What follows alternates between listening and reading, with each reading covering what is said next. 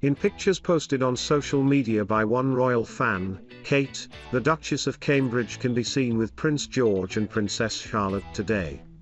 In the charming pictures, Kate can be seen watching over her children as they select sweets from a shop. Such was the delight in witnessing the pictures, royal fans were quick to praise the Cambridges.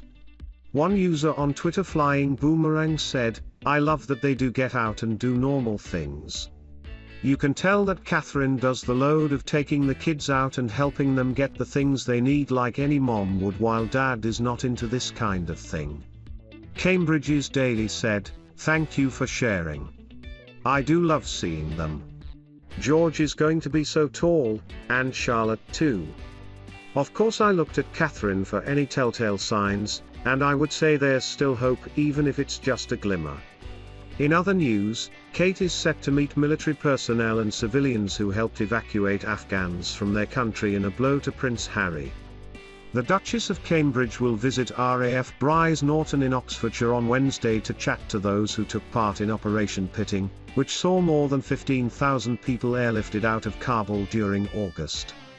The engagement would have been a good fit for the Duke of Sussex if he was still working royal.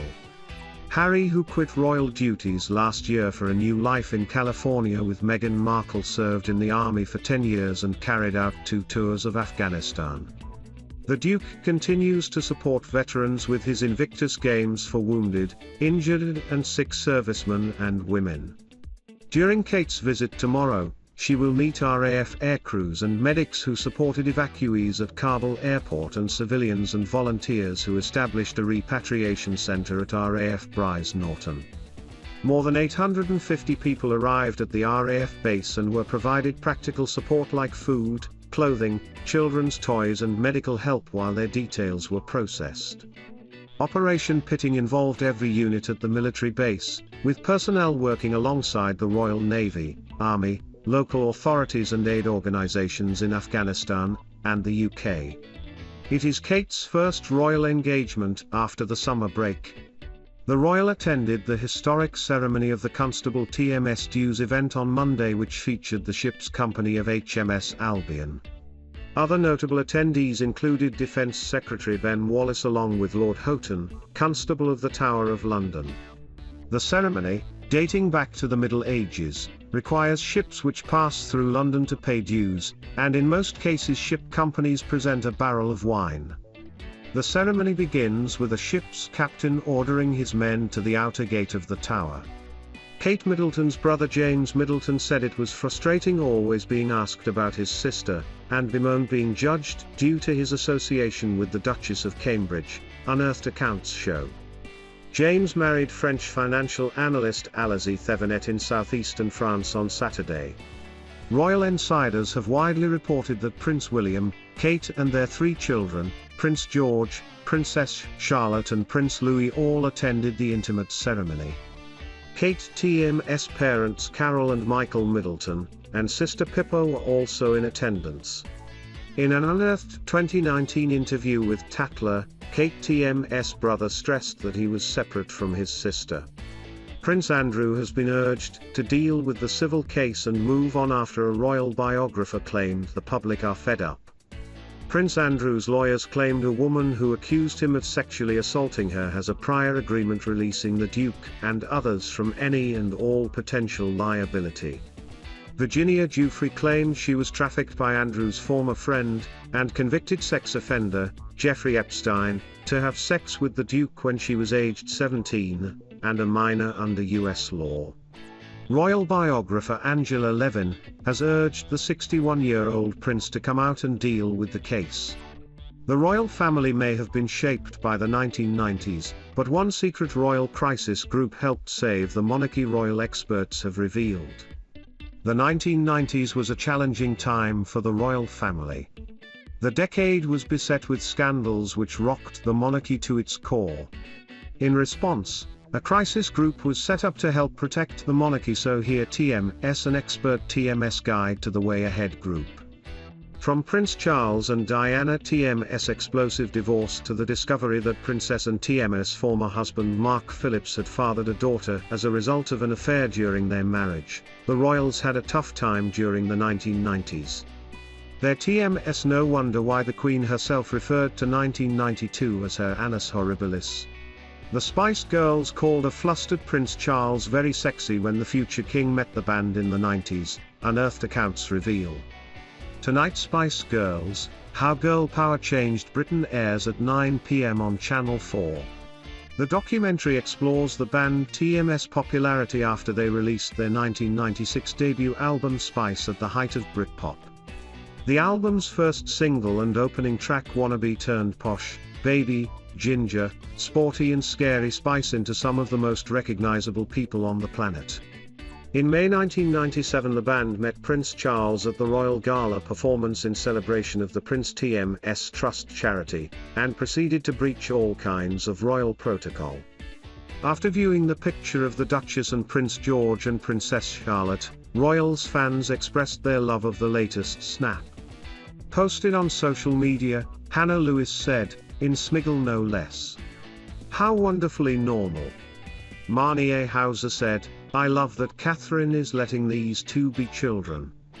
They are getting so big."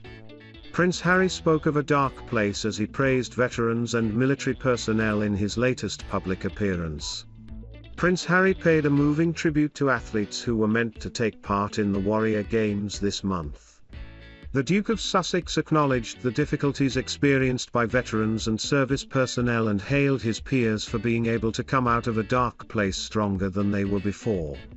Taking part in a virtual event he co-hosted in lieu of the Warrior Games, Prince Harry said, "These games are so important, whether it's the Warrior Games, whether it's the Invictus Games, it is ultimately the reminder of service both at home and overseas. It is about caring for the physical as well as the mental fitness of those that have sacrificed so much.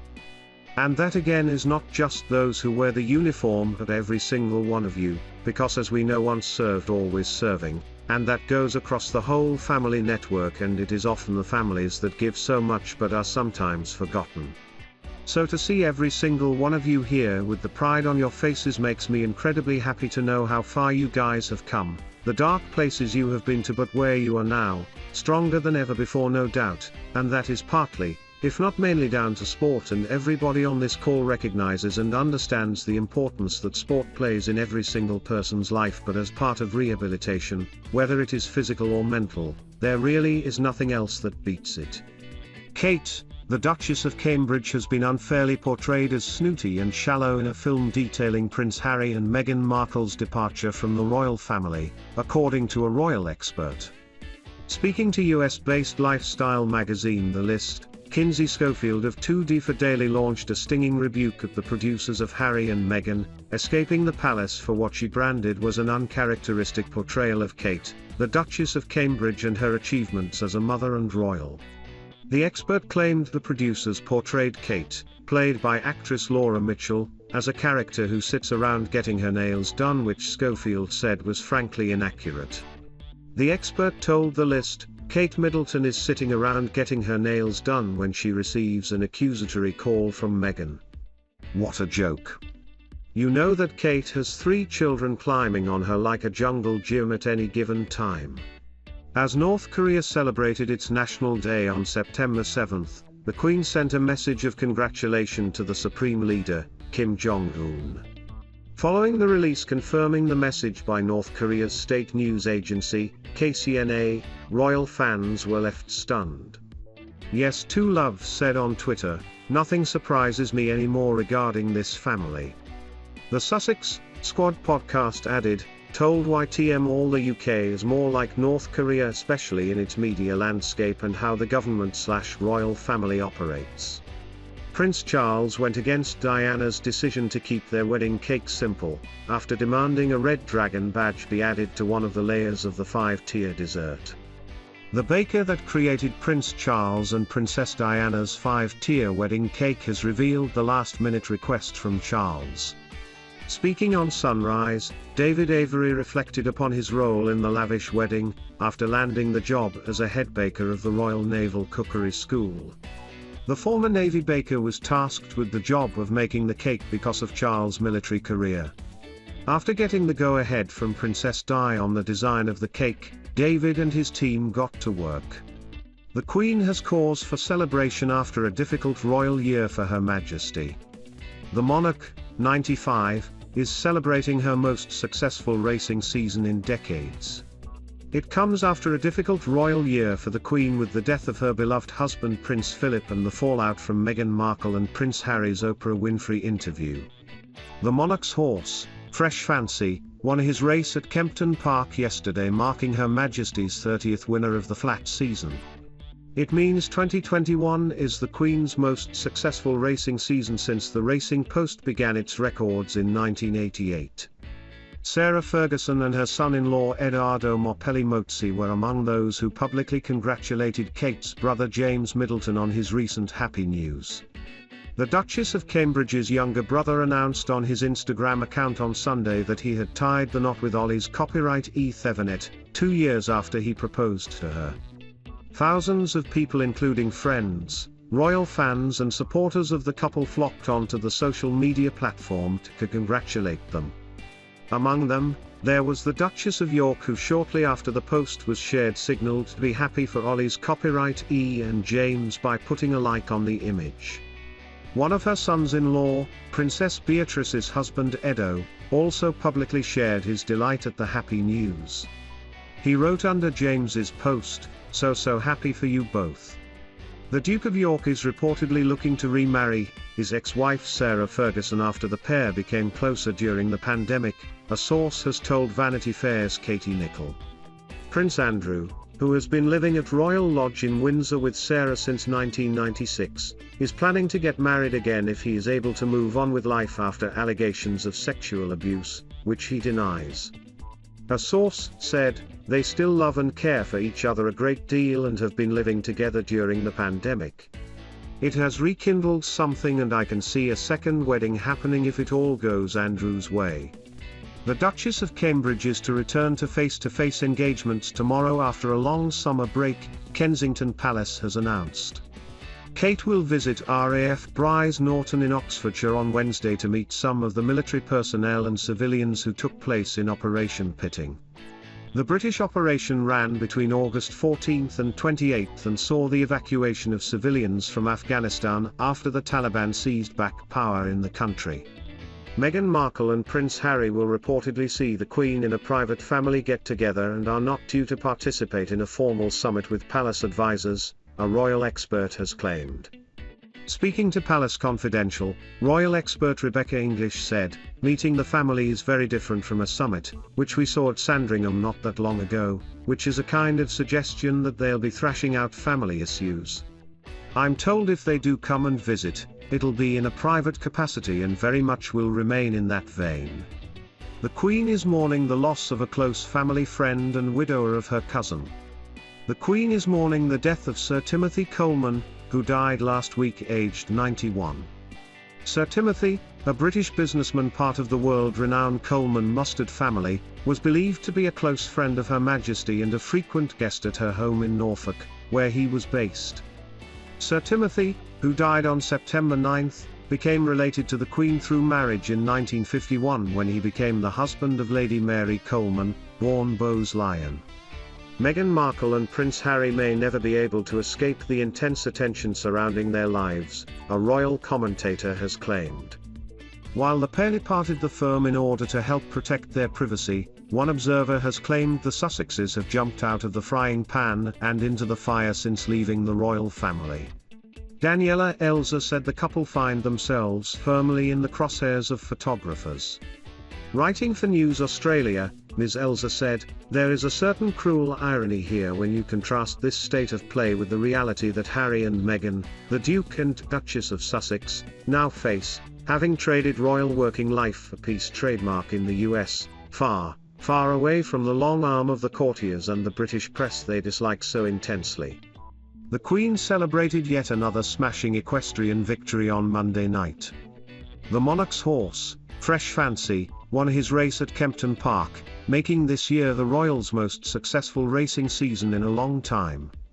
Following Fresh Fancy's victory on Monday, Her Majesty has reached 30 wins this flat race season.